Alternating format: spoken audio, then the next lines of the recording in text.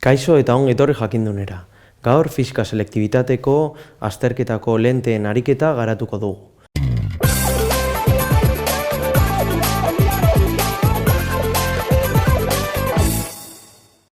Laborategi batean argazki kamera batek duen lentearen ezaugarriak aztertzen ari dira.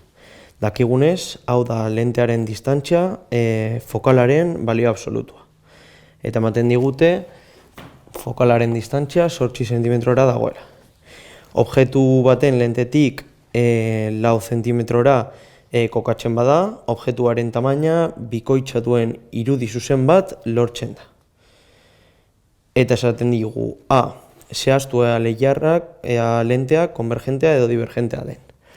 Orduan, esaten digu irudia objektuaren bikoitza egiten dela. Hau da, irudia gure objektua baino handiagoa izango da. Ondorioztatu dezakegu nolakoa izango den gure lentea.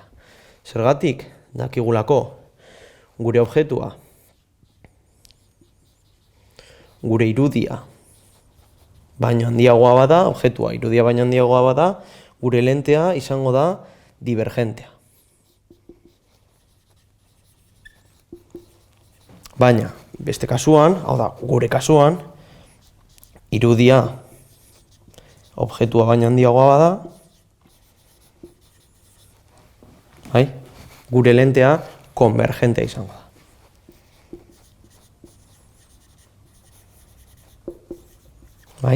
Orduan, gure kasuan esaten digunez, irudia objektuaren bikoitza dena, irudia objektua baino handiagoa izango da, ondorioz gure lentea konvergentea izango da. Eta horrekin lehenengo ariketaren enuntzetua erantzungo genuke.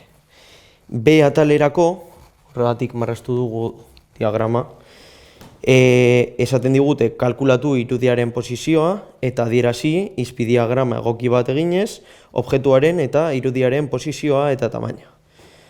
Horretarako, jakin behar dugu, esaten digu, fokalak 8 zentimetrora daudela. Kasu honetan izango dugu fokal bat hemen eta beste fokala hemen. Kasu honetan 8 zentimetrora bakoitza. Eta gero, esaten digu, lentea eta fokalaren artean 4 zentimetrora. Kasu honetan, hau izango da gure objektuaren posizioa. Orduan, irudiaren tamaina kalkulatzeko egingo dugu, tamaina bikoitza izango da, baina posizioa kalkulatzeko egingo dugu objektuaren posizioa zati irudiaren posizioa izango dela objektuaren tamaina zati irudiaren tamaina. Kasu honetan, irudiaren tamaina esan digute bi aldiz objektuaren tamaina izango dela. Orduan, atera dezakegu, hemen I zati bi I izango dela.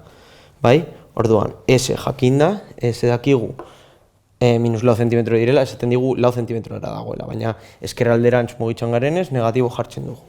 Ondorioz, zein izango da gure lentearen posizioa? Hemen bakantzen badugu 4 eta 2 biderkatzera pasatzen badugu, geratzen zaigu gure posizioa 8 zentimetro izango direla. Hau da, esaten digu gure irudia fokalean egongo dela. Orain, horretarako ikusiko dugu grafikoki ea lortzen dugun edo ez. Kasu honetan, marraztuko dugu horrela gure objektuaren tamaina.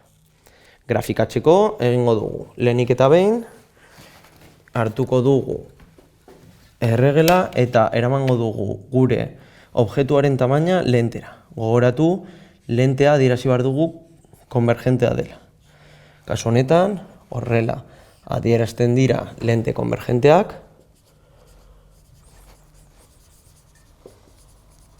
eta beste modu horretan adierazten dira lente divergenteak.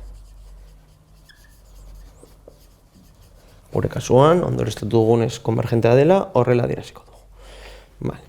Behin, hau lortuta, egingo duguna izango da lentetik, gure altuerara, lentetik bigarren fokaleraino zuzen bat adierazi, kasu honetan horrelakoa,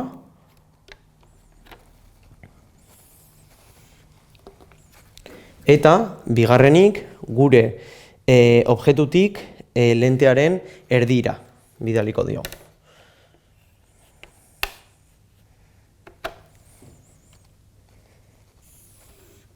Kasu honetan ikusten dugunez, gure lerroak ez dira inoiz alde honetan ikutuko, hau da, gure irudia ez da agertuko alde honetan.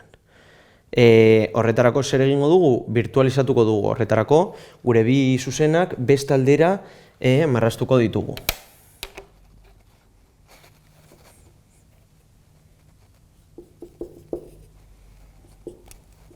Puntuko zuzena erabiliko dut birtuala dela adierazteko. Eta beste zuzenarekin berdina egingo dugu.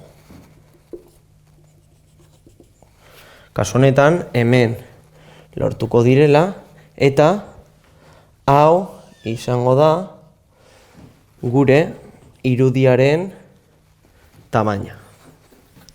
Eta horrela adieraziko genuke izpidiagrama zentsuarekin.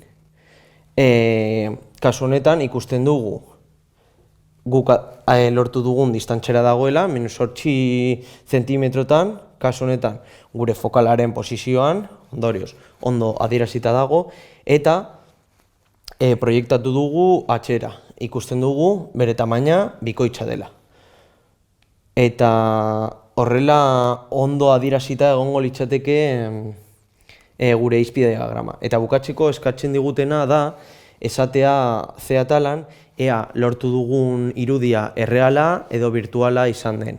Kasu honetan ja esan dugu B diagrama egiterakoan, erreala izatekotan dakigu gure lentearen eskumaldera irudia lortu behar dugula. Kasu honetan guk ezkerralderantz lortu dugunez eta ja birtualizatu dugunez, dakigu gure lortuko dugun irudia birtual izango dela erreala izan beharrean.